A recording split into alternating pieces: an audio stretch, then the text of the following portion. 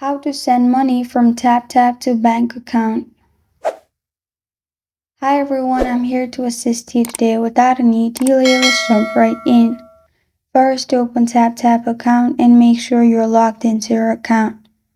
After you're logged in, click on Use Send, add the money you want to send.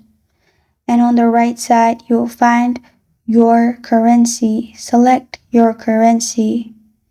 After that, at the bottom, you can select what they receive, and then it will simply convert it to what they will receive. And as you know, TapTap is the app to send money from abroad. So it will directly send it to bank account from abroad. And this is how to send money from TapTap to bank account.